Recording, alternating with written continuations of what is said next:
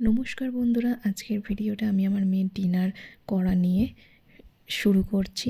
তো আমার গ্ল্যামারাস মৌসুমীর ব্লগে তোমাদেরকে অনেক অনেক স্বাগত। আজকে আমি আমার মেয়েকে ডিনারে দেবো ডালিয়া।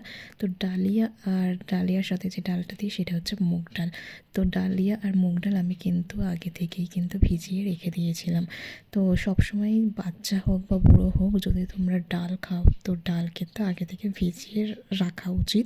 কারণ ডালের মধ্যে যে ইউরিক অ্যাসিড আছে, তোমরা যদি রিসেন্ট সঙ্গে সঙ্গে ডাল যদি করতে দিয়ে দাও না ভিজিয়ে, তো সেই ইউরিক অ্যাসিডের পরিমাণটা বেড়ে যায়। তো যার জন্য আগে থেকে ডাল ভিজিয়ে রাখতে হয়, সব ধরনের ডালই, মুগ ডাল হোক। আর মসুর ডাল বেশিক্ষণ ভিজিয়ে রাখতে হয় না, মুগ ডালটা একটু বেশিক্ষণ 2 ঘন্টা 3 ঘন্টা ভিজিয়ে রাখতে হয়।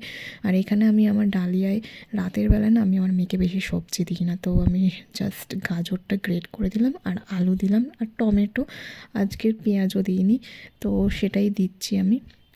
এখানে আমি কড়াটা জ্বালিয়ে নিই। আর আমি প্রেশার কুকারে আমি করি না, কারণ প্রেশার কুকারে করলে না দেখেছি আমার মেয়ের একটু ঠান্ডাটা লেগে যায়, কারণ ওখানে জলটা বসে যায়। তো তাই জন্য আমি কড়াতেই করি। আর আগে থেকে ভিজিয়ে রাখলে না কড়াতেও ডালিয়া করা যায়, কড়াতেও ভালোভাবে ডালিয়া হয়ে যায় আধা ঘন্টার মধ্যে। আমি কিন্তু এটা 8:30টার সময় এসে সব প্রিপারেশন করেছি, আর 9টার মধ্যে আমার ডালিয়া রেডি হয়ে গেছে। তো এখানে আমি কড়া বসিয়ে কিন্তু সর্ষের তেল দিয়ে দিয়েছিলাম। তো রাতের বেলায় আমি বেশি সর্ষের তেল বা মাঝে মাঝে ঘিও দিয়ে থাকি। তো সর্ষের তেলে আমি প্রথমে জিরে ফোড়ন দিয়েছি। তো জিরে ফোড়ন দেওয়ার পর আমি টমেটোগুলো দিয়ে দেবো, কুচি কুচি করে টমেটো কাটা, কুচি কুচি করে টমেটো, তারপর গাজর গ্রেট করে রেখেছি সেটা দিয়ে দেবো, আর আলুও দিয়ে দেবো। দিয়ে সামান্য পরিমাণ একটু নুন দিয়ে ওতে আমি হলুদ গুঁড়ো দেবো।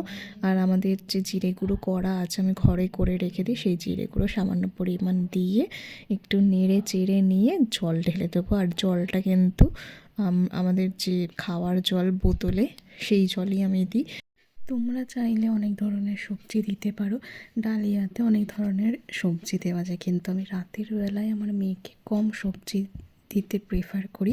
কারণ রাতের বেলায় যেহেতু বেশি সবজি দিলে না একটু বাচ্চাদের গ্যাসের প্রবণতাটা বেশি হয়, তাই জন্য মাঝে মাঝে তো আমি শুধু আলু দিয়েও ডালিয়া করে দিই। একটু ওর মধ্যে একটু ধনে পাতাও দিয়ে দেবে, আমি জল দেওয়ার পর না ধনে পাতাও দিয়েছিলাম। আমার এরকম রেসিপি তোমাদের কেমন লাগে অবশ্যই জানিও। আর যদি তোমরা আরও এরকম রেসিপি জানতে চাও তো অবশ্যই কমেন্ট বক্সে জানিও।